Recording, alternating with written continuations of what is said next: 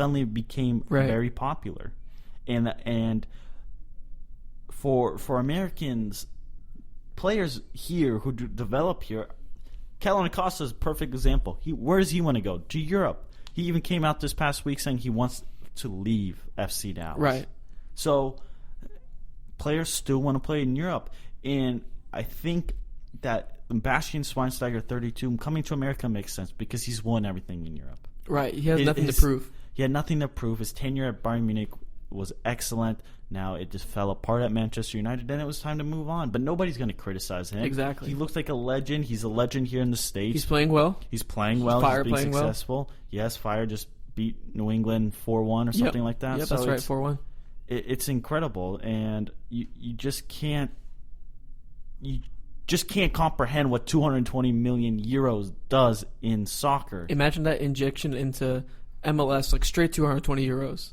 Like 220 million euros. I mean, we're going to see the $700 million injection with Adidas money coming up soon, but I don't think we'll see that massive injection from like a non-sponsorship deal or whatnot for a while. Well, yeah, no, absolutely, and it's going to take forever. It's a massive ripple effect across the soccer world, to be honest. Alrighty, well, up next is Jeff Rueter. Yeah, it's gonna be a fun little interview. We're gonna talk some VAR. VAR, we saw it used on Saturday. Uh-oh. Here we go. By the way, I hate it already. I love it.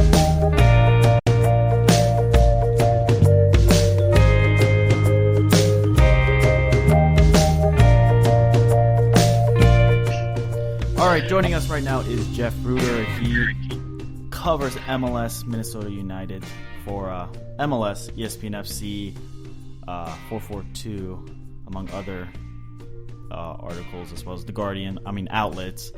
Jeff, thank you so much for joining us. How you doing? Doing well, and hey, you can call me an idiot if you've had to answer this before, but if you were to put Uncle Sam on a field, what position would he play?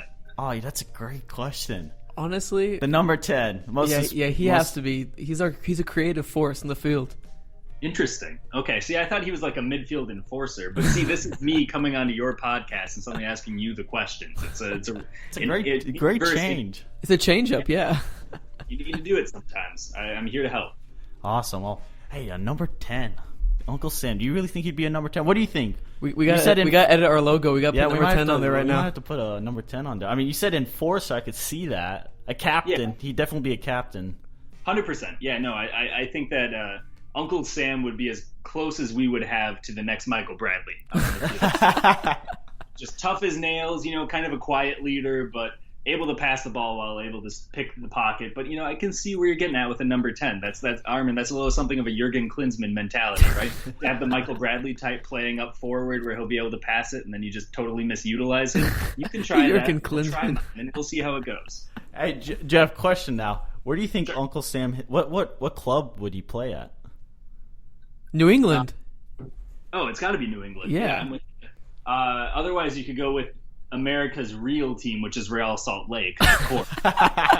That's actually a fascinating thing. As you talk to writers, reporters, club executives all across the country, nobody has a bad thing to say about Real Salt Lake. Every other club, they'll say, I don't like this person, I don't like this aspect of their club. Real Salt Lake is the one that everyone's like, yeah, okay. So that's Uncle Sam. Uncle Sam plays for Real Salt Lake. Okay, fair enough. Well, let's go over the pond. Neymar made his move to PSG. What are your thoughts on that? I was actually, it's interesting enough.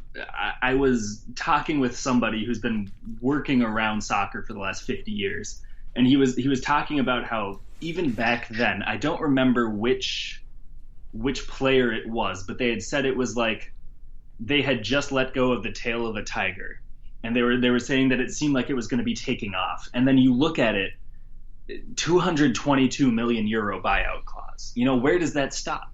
Because yes, Neymar is a special player. I do think he is. Neymar is a player who can change a game. Neymar is one of the 5 best players in the world right now, and he's still entering his prime. But at what point, does the market just get so inflated that it's impossible for all but 10 clubs in the world to compete? It's tricky, guys. I don't know.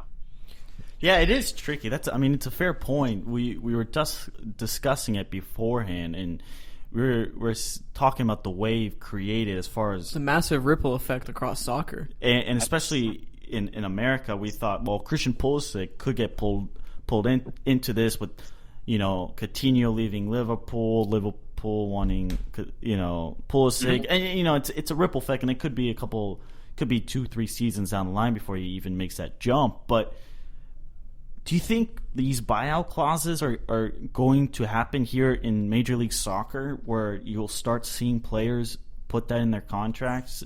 For example, Kellen Costa, who wants to leave FC Dallas now all of a sudden. Yeah, it's tough, guys, because the contracts are still through Major League Soccer, and so that would be something that's negotiated more at a macro level than player by player. They still have that ratio. What is it? If they make it through 3 years, it's a 75% payout to the club specifically. Otherwise, it's a 66, something like that. So there's already a little of incentive for teams to sell players. You've seen Red Bulls be able to really ramp up their academy since they sold Matt Miazga. right? And now they're looking in 2-3 years down the line, that's going to be Tyler Adams, or it's going to be Alex Muyl. It's going to be some of these other guys that there will always be another young talent.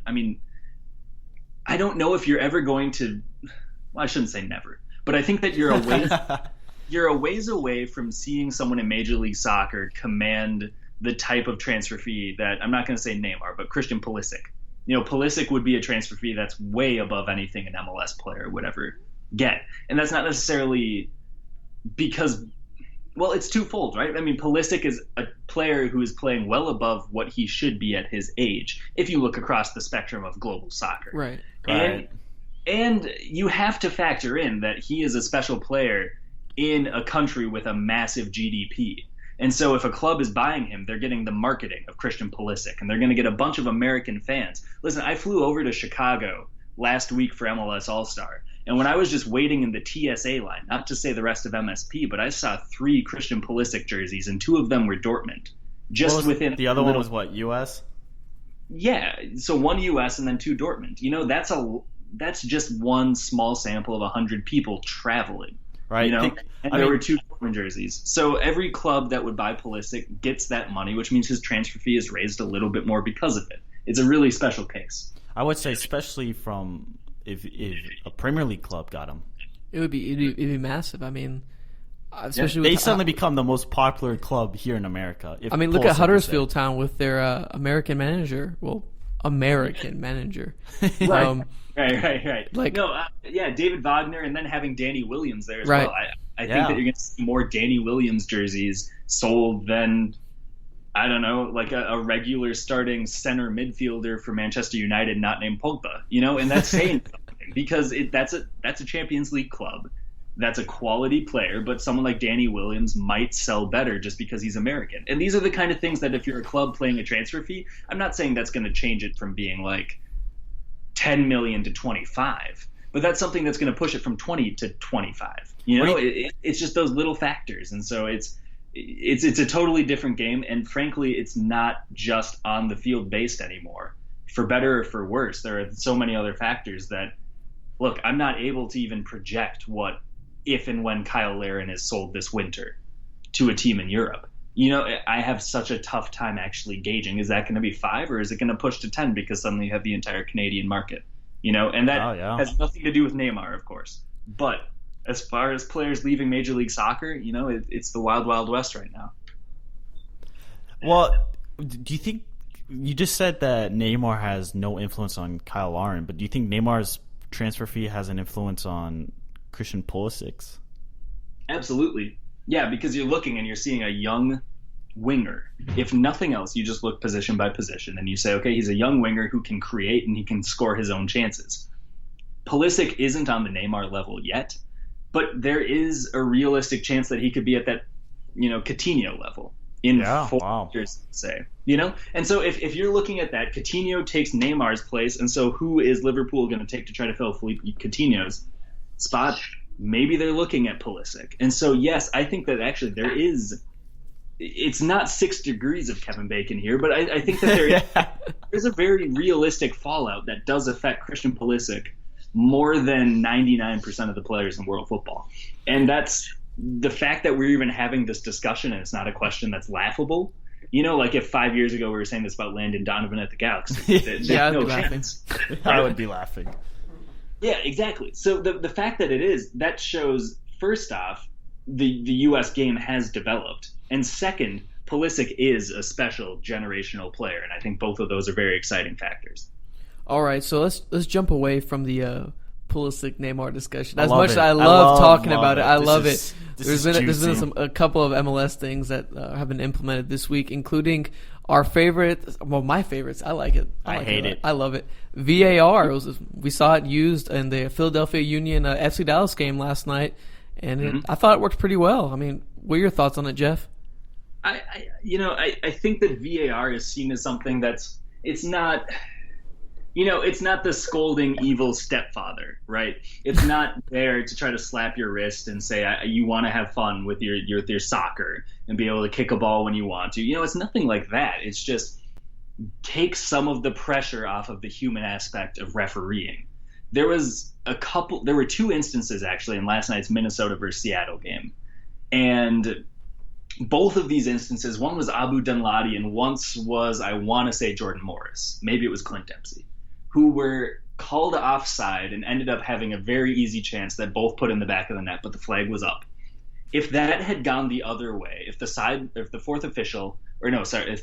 referee hadn't had their flag up and just let it play on, both of them would have been under VAR, and you would have had 2 minute or 2 breaks to really test the system. So I think also you're not just having, what you talked about with Philadelphia. It's not just where you're going to have this thing. I think referees are going to have to change the way that they call it, right? Because it's more controversial for you to put your flag up immediately Right, and then you can't about. review.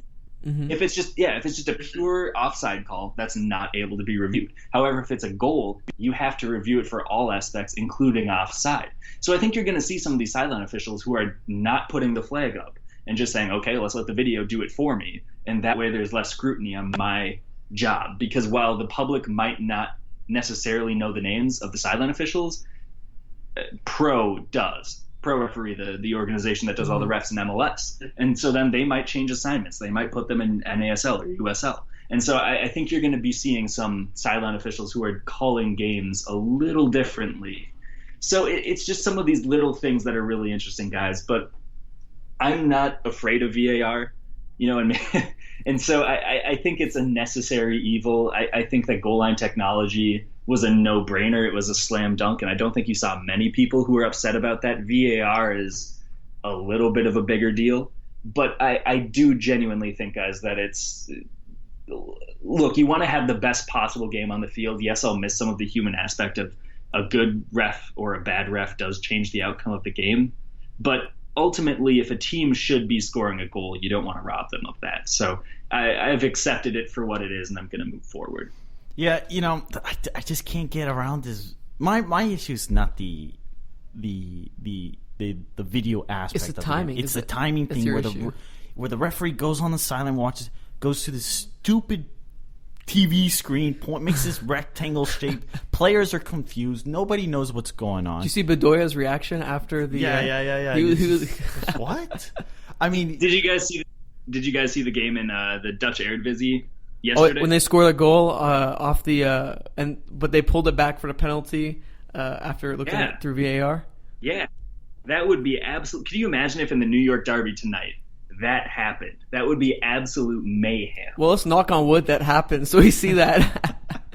No, but the video replay works. I get it, but I feel like there's such a better system where the referee doesn't have to go to a computer monitor. He stands there in the middle of the pitch, kind of waits. You have maybe a 30-second window where there's somebody in New York or wherever MLS headquarters wants to put it.